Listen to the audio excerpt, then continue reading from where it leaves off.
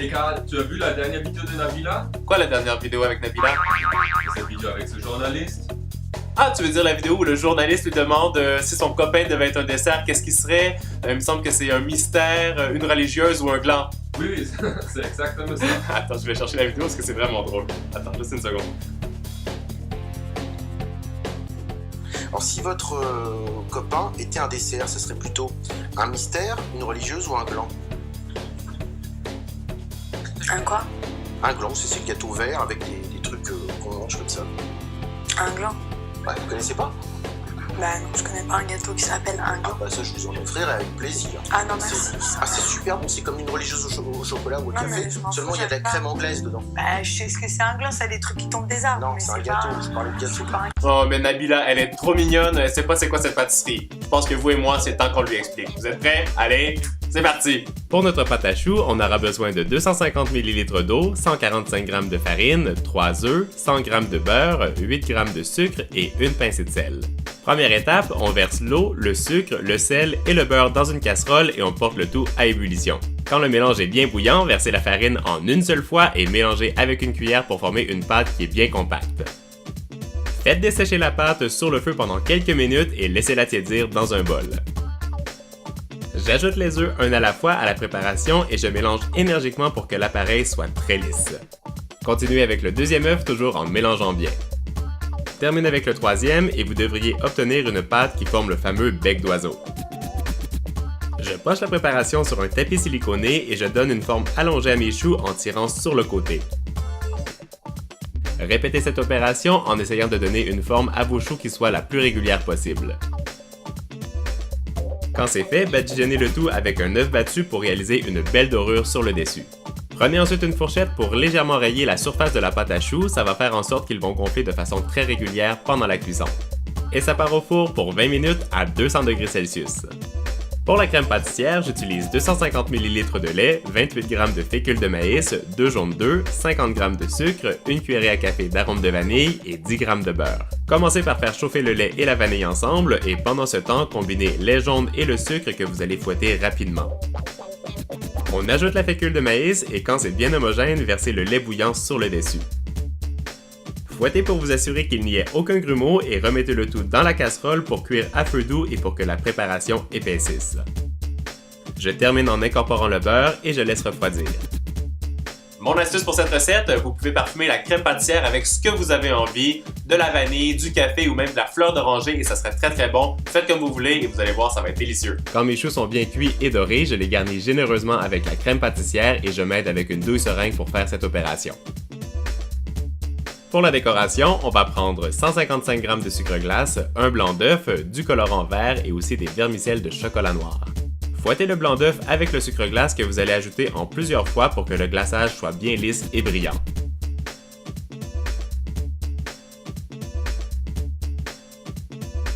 Je le colore ensuite avec du colorant vert puisque c'est la couleur classique de ce dessert.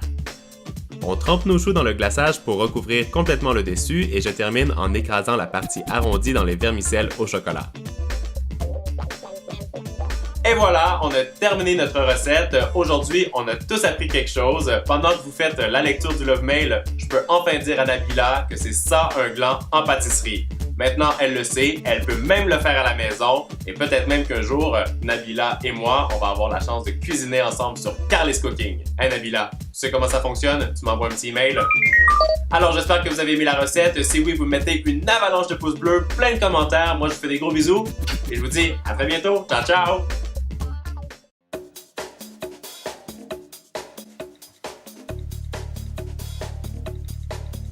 Et Karl, tu as vu la dernière vidéo de Nabila? Quoi la dernière vidéo avec Nabila? Cette vidéo avec ce journaliste?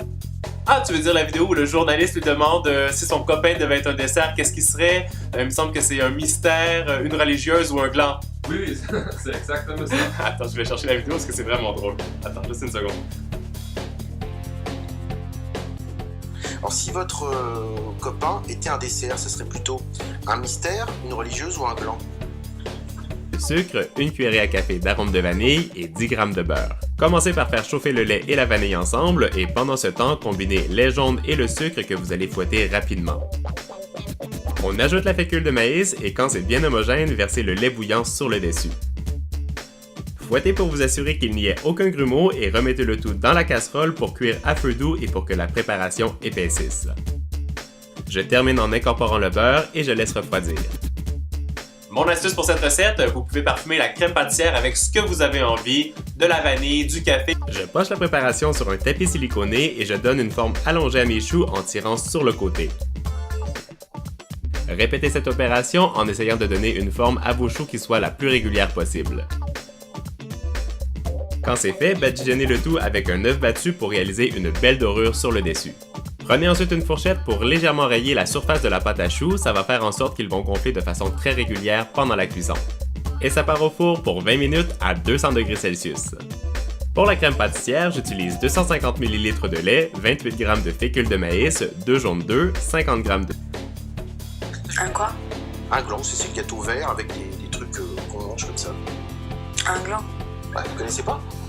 Bah non, je connais pas un gâteau qui s'appelle un gland. Bah ça, je vous en offrirai avec plaisir. Ah non, merci. C'est super bon, c'est comme une religieuse au chocolat ou au Non, café, mais je m'en seulement fous, il y a de la j'aime pas. crème anglaise dedans. Bah je sais ce que c'est un gland, c'est des trucs qui tombent des arbres. Non, mais c'est un pas gâteau, je parlais de gâteau. c'est pas un- Oh, mais Nabila, elle est trop mignonne, elle sait pas c'est quoi cette pâtisserie. Je pense que vous et moi, c'est temps qu'on lui explique. Vous êtes prêts? Allez, c'est parti! Pour notre pâte à choux, on aura besoin de 250 ml d'eau, 145 g de farine, 3 œufs, 100 g de beurre, 8 g de sucre et une pincée de sel.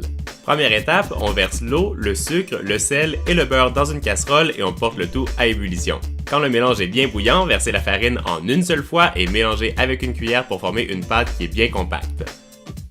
Faites dessécher la pâte sur le feu pendant quelques minutes et laissez-la tiédir dans un bol.